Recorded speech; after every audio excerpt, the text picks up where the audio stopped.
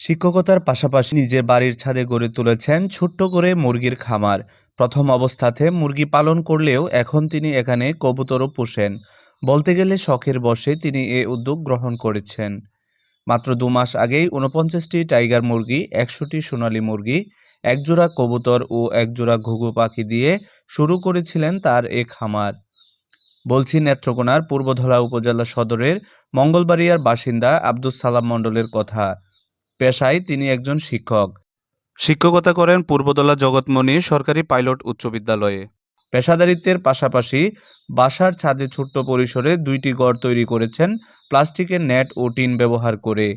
একটি ঘরে পালন করছেন টাইগার মুরগি, সোনালী মুরগি এবং অপরটিতে বিভিন্ন জাতের কবুতর ও ঘুঘু পাখি।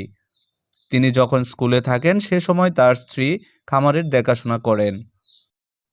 আব্দুস সালাম মণ্ডল বলেন, মূলত শখের বশে এই খামার গড়ে তুললেও এটি এখন তার পরিবারে মাংসের চাহিদা পূরণে সহায়ক। ঘরে বসে না থেকে প্রত্যেকে উৎপাদনমুখী হলে আমাদের দেশ সোনার বাংলাদেশে রূপান্তর হবে। উপজেলা প্রাণী সম্পদ অধিদপ্তর থেকে পরামর্শক্রমে তিনি নিয়মিত ভ্যাকসিন দিয়ে থাকেন, যার ফলে তার মুরগিগুলো সম্পূর্ণ সুস্থভাবে বেড়ে উঠছে। নতুনদের উদ্দেশ্যে জানতে চাইলে তিনি বলেন, ফেসবুক, ইউটিউব দেখে কেউ যেন এ পেশায় না আসে। উপজেলা প্রাণী সম্পদ অধিদপ্তরের সহায়তায় জেনে বুঝে তারপর সিদ্ধান্ত নিতে হবে, অন্যথায় লাভের চেয়ে ক্ষতিটাই বেশি হবে। আসলে আমি এই শখের বসে আমার এই খামার, এখানে আমি টাইগার মুরগি নিয়ে আসছিলাম ৪৯টা, ওইটা ঈশ্বরগঞ্জ থেকে নিয়ে আসছিলাম। আর সোনালী মুরগি নিয়ে আসছিলাম ২০০, এটা বগুড়া থেকে নিয়ে আসছিলাম অর্ডার দিয়ে, ওইখানে পৌঁছে দিয়েছিল। আর ওই কিছু কবুতর আমি প্রথম ২ জোড়া কবুতর দিয়ে শুরু করছিলাম। এখন আমার কবুতর আছে ১০ জোড়া প্লাস, আর ঘুঘু ছিল ২ জোড়া, এখন প্রায় ৫ থেকে ৬ জোড়া ঘুঘু।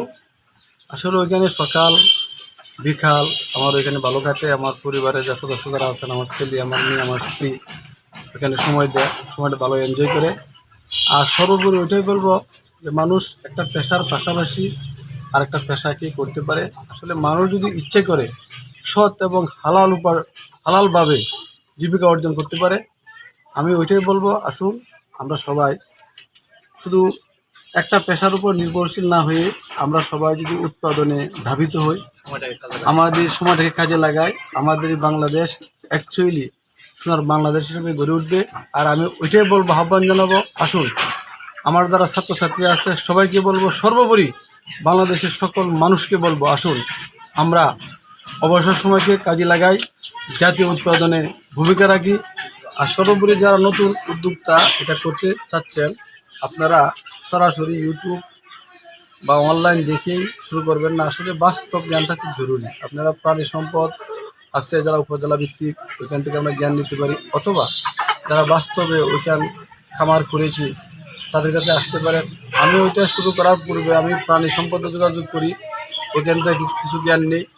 আমি বেশ কয়েকটা খামার যারা বাস্তবে খামার করেছে আমি ওইগুলো পরিদর্শন করি।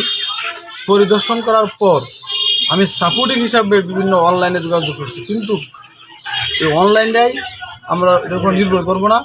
প্রকৃত অর্থে বাস্তব জ্ঞানের জন্য আমাদের প্রশিক্ষণের বিকল্প নেই। তাই আমরা আমাদের স্থানীয় ওই প্রাণী সম্পদ অফিস যেখানে আছে ওখান থেকে আমরা প্রশিক্ষণ গ্রহণ করি। এবং সর্বোপরি এখানে সময় মতো পরিচর্যা করতে হবে, এখানে কোনো গাফিলতি করা যাবে না, এখানে পরিচর্যা করতে হবে। আর হীনমন্যতায় ভোগা যাবে না, আমি ওইখানেই সাইন করব, ওইটা সম্ভব। আমাদের দেশে অনেক উদ্যোক্তা আছে যারা আজ রাষ্ট্রীয় পর্যায়ে অনেক ভূমিকা রেখেছে। তাই আসুন এই হীনমন্যতায় না ভুগে এবং অলসভাবে সময় নষ্ট না করে আমরা জাতীয় উৎপাদনে ভূমিকা রাখি।